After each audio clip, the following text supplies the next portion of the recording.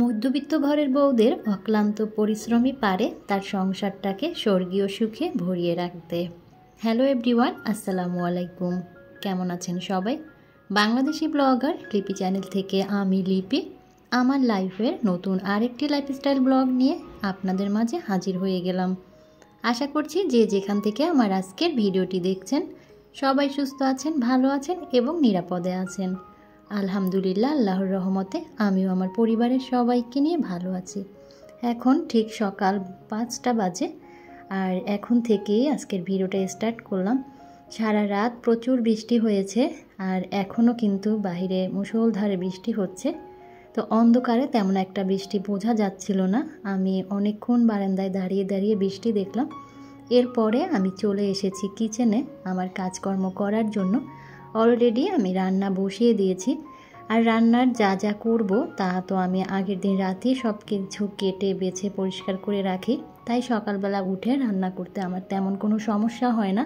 রান্না বসিয়ে দিয়ে আমি সংসারের টুকটাক কাজগুলো সেরে নেই।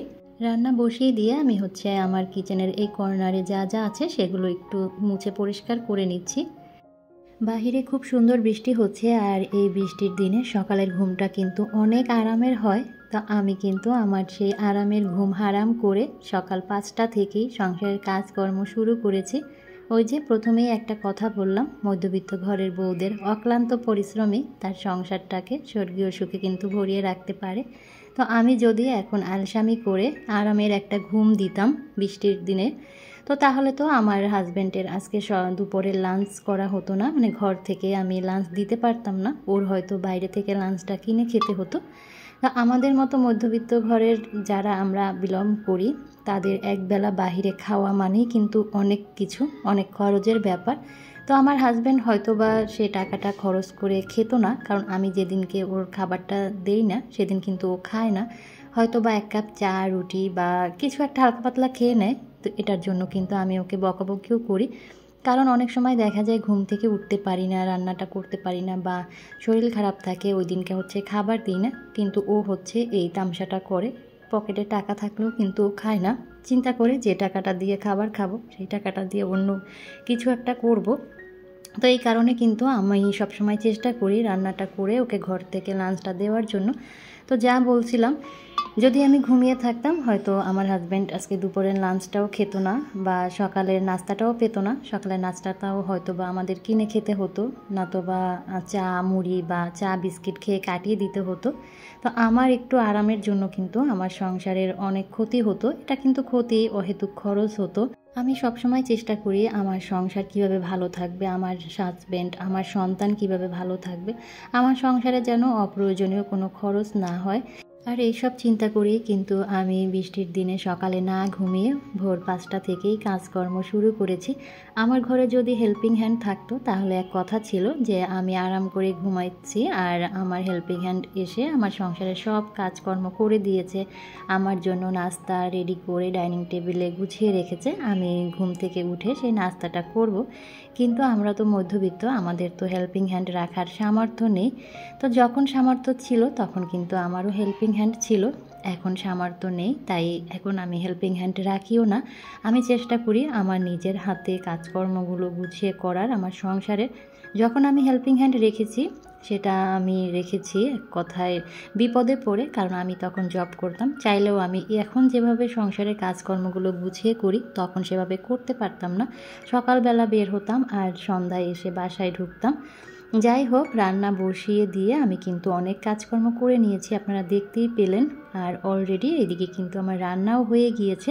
আজকে আমি বাইম মাছ ভুনা করেছি। এই মাছটা আমি বা আমার মেয়ে কেউই খায় না, শুধু আলিফার পাপাই খায়। তো এই বাইম মাছের ভিতরে আমি আবার 2 পিস পাঙ্গাস মাছ দিয়ে একসাথে রান্না করে নিয়েছি। তবে এটা যে পাঙ্গাস মাছ এটা কিছুতেই বলা যাবে না আমার মেয়েকে, এটাকে রুই মাছ বলে তাকে খাওয়াতে হবে। এইদিকে পোমা মাছ আমি আমার জন্য পেঁয়াজ দিয়ে ভুনা করে নিয়েছি। এই পোমা মাছটা আবার আলিফার পাপা বা আলিফাও কেউই খায় না। আর এইদিকে ঢেঁড়স ভাজি করে নিয়েছি সাথে।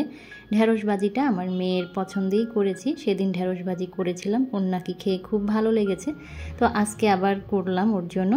আর এইদিকে আমার ভাত রান্নাও হয়ে গিয়েছে।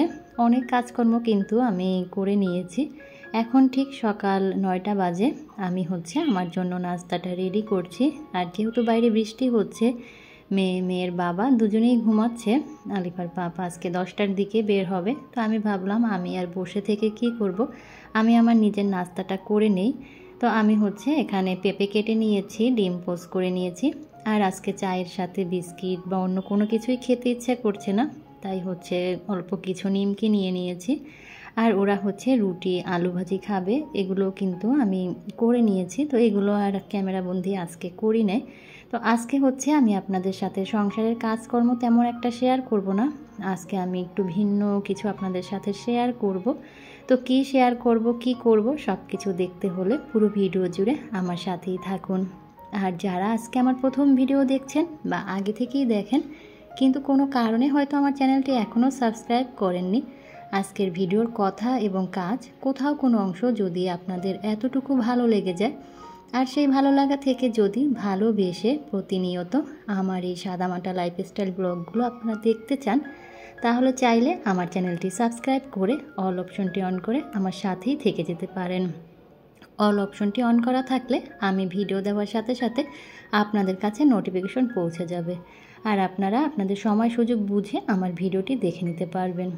অবশ্যই মনে করে প্লিজ ভিডিওতে একটা লাইক দিবেন। ভিডিও কেমন লাগলো সেই বিষয়ে মতামত জানাবেন কমেন্টস করে কমেন্ট বক্সের মাধ্যমে। ব্যালকনিতে একটা স্ন্যাক প্লান্ট ছিল, তো এটা হচ্ছে আমি ঘরের ভিতরে নিয়ে এসেছি। এটা আমি কিছুদিন ঘরের ভিতরে রাখবো, আমার বেসিন এরিয়াতে আমি রেখে দিব। বাইরে যেহেতু বৃষ্টি হচ্ছে কয়েকদিন পর্যন্ত, আর সারা রাত ধরেই তো বৃষ্টি হয়েছে, অনেক বেশি কাদা জমেছে গাছটাতে। তো গাছটা প্রথমে ঘরের ভিতরে এনে আমি গাছের পাতাগুলো পরিষ্কার করে নিলাম। এই গাছটার তেমন কোনো যত্নও নিতে হয় না, তেমন রোদেরও প্রয়োজন হয় না। আর আমার ডাইনিং রুমে তো একদমই আলো বাতাস আসে না, তাই আমি ডাইনিং রুমে গাছ তেমনটা রাখি না। তো ভাবলাম এই স্ন্যাক প্ল্যান্টটার যেহেতু রোদের প্রয়োজন হয় না, তাই কিছুদিন এটাকে আমি এই বেসিন এরিয়াতেই রাখবো, মাঝে মাঝে বারান্দাতে নিয়ে রোদ খাওয়াবো। তো এই দিকে হচ্ছে আমি কিন্তু মেশিনে বসে গিয়েছি। বলেছিলাম না আজকে আমার সংসারের কাজকর্ম শেয়ার করব না, আজকে অন্য কিছু একটা শেয়ার করব। তো এটাই হচ্ছে সেই কাজকর্ম। আমি হচ্ছে মাত্র 50 টাকা দিয়ে নেটের একটা ভাইরাল পর্দা এখানে বানিয়ে নিচ্ছি, তো সেটাই আজকে আপনাদের সাথে শেয়ার করছি। আর এই ভাইরাল পর্দা বানিয়ে আমার ওয়াশিং মেশিনের এরিয়াটা আজকে আমি একটু নতুন করে সাজাবো। যে কাপড়টা দিয়ে আমি পর্দাটা বানাচ্ছি, এই কাপড়টা আমি 50 টাকা দিয়ে কিনেছিলাম রোড সাইড থেকে। আর এটা দিয়ে আমি কিছুদিন আমার ডিপ ফ্রিজের কভার বানিয়ে আমি ব্যবহার করেছি। তো এটা হচ্ছে ডিপ ফ্রিজের উপরেই ছিল, তো সেখান থেকে উঠিয়ে আমি ধুয়ে এতদিন ওয়ার্ড্রোপের ভিতরে রেখে দিয়েছিলাম। তো চিন্তা করছিলাম এই কাপড়টা দিয়ে কি করা যায়। তো হঠাৎ আমার মাথায় আসলো আমার ওয়াশিং মেশিন যে এরিয়াটায় রাখা, ওখানে কিন্তু একটা জানালা আছে। আর ওই জানালাটায় আমি পর্দা লাগাবো করে আর লাগানো হচ্ছে না বলতে আমার কেনাই হচ্ছে না, সেই জন্যই হচ্ছে লাগানো হচ্ছে না। পরে আমার মাথায় আসলো যে এই নেটের পর্দাগুলো কিন্তু এখন খুব বেশি ভাইরাল, অনলাইনে কিনতে গেলে কিন্তু চড়া দাম দিয়ে কেনা লাগে। তো এই নেট কাপড়টা দিয়ে আমি ওই জানালার জন্য একটা পর্দা বানিয়ে ফেলি। তো যেই চিন্তা সেই কাজ, আমি কিন্তু পর্দা অলরেডি বানিয়ে ফেলেছি, আর পর্দাটা কিন্তু লাগিয়েও নিয়েছি অফ ক্যামেরাতে। যেহেতু ওয়াশিং মেশিনের এরিয়াটা একটু সাজাবো, তাই ওয়াশিং মেশিন এরিয়াতে এই যে আমার প্লাস্টিকের র্যাকটা আমি হ্যাং করে রেখেছি, এটা আমি বের করে ক্লিন করে নিয়েছি। আর আমার প্রয়োজনীয় জিনিসগুলো কিন্তু আমি এই র্যাকটার ভিতরে সাজিয়ে নিয়েছি। এখন হচ্ছে ওয়াশিং মেশিনটাও একটু মুছে পরিষ্কার করে নিব। কোনো জিনিস ডেকোরেশন করতে গেলে কিন্তু সবার আগে সেই জিনিসটা পরিষ্কার করে নিতে হয়। যেহেতু এই জায়গাটা আজকে সাজাবো, ওয়াশিং মেশিনটাও ভাবলাম ভালোভাবে একটু পরিষ্কার করে নিই। যদিও যেদিনই আমি কাপড় ওয়াশ করি ওয়াশিং মেশিনে, সেদিনই পুরো ওয়াশিং মেশিনটা আমি কাপড় উঠিয়ে নেওয়ার পরে এভাবে করে মুছে নেই, কারণ পানির যে একটা দাগ সেটা কিন্তু লেগে থাকে। আর পানির দাগ কিন্তু খুব বাজে, একবার বসে গেলে কিন্তু আর উঠে না। তো আমি পুরো ওয়াশিং মেশিনটাই খুব সুন্দরভাবে ক্লিনজার দিয়ে পরিষ্কার করে নিচ্ছি। তো পরিষ্কার করে এরপরে হচ্ছে আমি অফ ক্যামেরাতে ওয়াশিং মেশিনের যে চিপা চাপা আছে, তো সেগুলো ঝাড়ু দিয়ে কিন্তু মুছে নিয়েছি। তো সেগুলো আর ক্যামেরা বন্দি করি নাই। এখন হচ্ছে ওয়াশিং মেশিনের উপরে যে কাপড়টা আমি দিয়ে রাখি সেটা দিয়ে রাখলাম। আর এই সাইডে আমি একটা গাছ দিয়ে দিব। তো এখানে হচ্ছে একটা বেতের মোড়া দিয়ে তারপরে হচ্ছে আমি গাছটা রাখবো। তো আমার হচ্ছে যে গাছটা আছে চায়না বট, এই গাছটাই হচ্ছে আমি এখানে রাখবো। এই গাছটারও তেমন বেশি আলোর প্রয়োজন হয় না, এই গাছটাও তেমন বেশি যত্ন নিতে হয় না। তো এই গাছটা আমি এখানে দিলাম। আর ওয়াশিং মেশিনের উপরে হচ্ছে আমি একটা মানি প্ল্যান্ট দিয়ে দিলাম। জায়গাটা দেখতে কিন্তু এখন ভীষণ ভালো লাগছে। জানালার পর্দাটা সাদা, ওয়াশিং মেশিনের উপরের কভারটাও সাদা, আর আমার ওয়ালটাও কিন্তু সাদা। তো সাদার ভিতরে আমি কিছু সবুজের ছোঁয়া রেখেছি, এই কারণে কিন্তু আরও বেশি ভালো লাগছে। তো এই হচ্ছে আমার ভাইরাল পর্দা, আমি বানিয়ে কিন্তু জানালায় লাগিয়েও দিয়েছি। কেমন লাগছে অবশ্যই কিন্তু আমাকে কমেন্টস করে জানাবেন। প্লাস্টিকের এই র্যাকটার উপর তাকে আমি হচ্ছে ভিকজল রেখেছি, তারপরে গ্লাস ক্লিনার রেখেছি, ফার্নিচার ক্লিনার রেখেছি, সেই সাথে কিছু ব্রাশ। দেখতে পেলেন আমার বাসায় যত মেহমান আসে সবাই কিন্তু আসার সময় ব্রাশ নিয়ে আসে, পরে যাওয়ার সময় আর সেই ব্রাশগুলো মনে করে নিয়ে যায় না। তো সেই ব্রাশগুলো জমেছে, ভাবলাম এখানে রেখে দেই।